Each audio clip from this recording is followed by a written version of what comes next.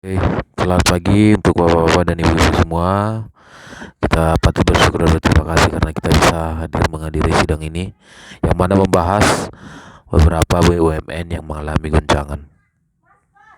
Ada sedikit masukan dari saya dan kita semua. Saya rasa kita perlu membahas ini yang lebih konkret ya.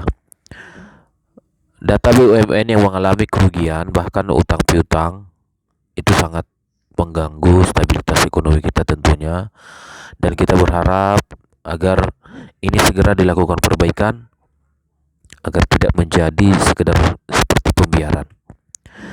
Kalau badan usaha milik negara kita mengalami goncangan atau mengalami kerugian, itu memberi efek yang tak baik ya dalam menjalankan, mesejahterakan ataupun mengalami kendala tertentu. Jadi ini sangat penting sekali. Bagaimana? Kenapa harus selalu rugi? Rugi. Kenapa? Memang data konkretnya tidak ada sama kita, tapi selalu mengalami kerugian. Jadi kalau rugi, mau kemana kita bawa bangsa ini? Apa kekuatan kita? Sementara secara global, ekonomilah yang mengendalikan sekian puluh persen perputaran hidup di dunia ini. Jadi kalau BUMN kita selalu mengalami kerugian, tentu ini berdampak buruk ya. Nah, kita harus bekerja bersama, tidak saling menyalahkan, tidak saling memojokkan. Ya kan Pak Ketua-ketua ya. Kita harus bisa bergandeng tangan, memberi masukan dan saran tanpa harus dengan membuli ataupun mengkritik ataupun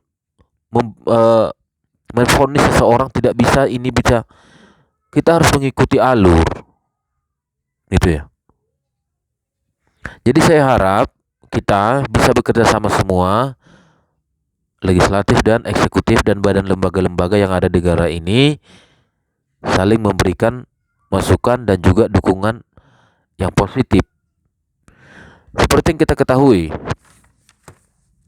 ada data yang masuk tapi konkretnya belum ada sama kita ya. PT Krakatau Steel mengalami kerugian dan PT Dirgantara juga mengalami kerugian, PT Doko Jabari juga mengalami kerugian, PT PAL dan PT Sanghia Sari juga, PT Pertani dan Perum Bulog. Itu data di 2019. Dan ini di 2020 ada PLN dan juga Pertamina yang mengalami bocornya kerugian sampai 11 triliun dan PLN juga mengalami kerugian. Jadi saya harap kita sebagai perwakilan PLN dan petinggi-petinggi Pertamina ini dan juga perusahaan-perusahaan BUMN lainnya pahamlah kenapa ini rugi. Jangan nanti sampai pimpinan tertinggi saja pun tidak paham penyebab kerugian itu. Ya, maksudnya ya seharusnya paham gitu ya. Nah, jangan nanti petinggi-petinggi tertinggi pun di badan usaha milik negara ini tidak paham penyebab ini kerugian apa. Jadi ini harus dicari dulu. Harus melakukan pengawasan ekstra ketat dan membatasi pengeluaran ekstra ketat. Pengontrolan yang serba ekstra ketat. Ya. Penerimaan yang serba jalur tepat. Itu. Jadi kita cari dulu penyebabnya ini. Bagaimana kita mengatakan sekian perusahaan mengalami kerugian dan kita tidak mengetahui penyebabnya. Apa penyebabnya ini? Setelah kita dapat penyebabnya ini, baru kita mencari solusi gitu. Nah, kalau penyebabnya korupsi atau penyalahgunaan wewenang yang ada di dalamnya, ya ini harus kita batasi. Tentu setiap pimpinan ya yang berwewenang menempatkan direktur utamanya ini, tentu harus orang-orang yang memiliki kekuatan di bidangnya. Salah satu contoh PT PLN, siapa yang menempatkan direkturnya atau pimpinan tertinggi di PLN ini? Harus sesuai dengan kemampuannya. Kita mengacu kepada kemampuan seseorang, bukan mengacu kepada kepopuleran seseorang. Bukan mengacu kepada banyaknya dukungan. Kemampuannya untuk menempatkan pimpinan di sini. Jadi kemampuan seseorang yang harus kita acu, ya, mengacu kepada kemampuan seseorang, bukan karena ada dukungannya, bukan karena dia populer, bukan karena dia memiliki jabatan yang seperti ini, pernah di sana, pernah di sini. Tapi itulah, saya yakin dan percaya bahwa untuk penempatan seorang direktur di badan usaha milik negara ini tentu harus memiliki syarat-syarat tertentu. Tapi kenapa bisa kecolongan? Apakah karena memang selalu ada pergantian-pergantian? Itu kan kita tidak tahu. Atau sudah berapa kali dari pindah tangan menjadi petinggi-petinggi di Pertamina ini? Nah, inilah, atau ini hanya peninggalan-peninggalan, ya, dari pemimpin pertama, pimpinan tertinggi yang pertama. Jadi untuk itu kita harus, kalau saya ya seperti ini, memberikan masukan tentu memangkas seluruh pengeluaran di badan usaha milik negara, baik itu fasilitas, kompensasi ataupun dispensasi kepada para petinggi-petinggi. Berhemat. Itu saja. Dan yang kedua, itu saja untuk para petinggi-petingginya. Yang kedua, menghentikan dulu sementara waktu program-program yang ada di badan usaha ini apabila program itu memang tidak bisa memberikan produktivitas atau hasil kepada perusahaan itu sendiri.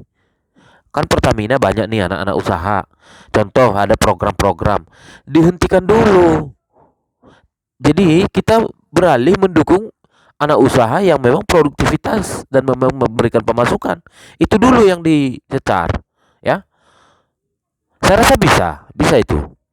Dan mampu menghentikan penyalahgunaan yang terjadi, penyalahgunaan wewenangan gitu. Itu. Karena tidak mungkin Pertamina bisa rugi sekian triliun, puluhan triliun bocor. Kemana itu dana? Penyebabnya apa? Apakah kurang pengawasan? Apakah memang bermain-main? Apakah memang ada program-program yang gagal? Nah, itu yang begitu. Kalau dari segi transaksi antara masyarakat dan Pertamina atau penjualan ini itu segala macam, saya rasa tidak mungkin ada kerugian secolongan seperti ini. Karena adanya penyalahgunaan mungkin, ataupun ada permainan apa, menciptakan program akhirnya uang yang ada di kas BUMN kita Pertamina itu keluar terus dan program itu gagal. Inilah yang menjadi penyebab kerugian yang makin bengkak. Jadi saya harap tentu kita mari saling mendukung, saling memberi masukan, tidak saling memojokkan, ya. Apa kawan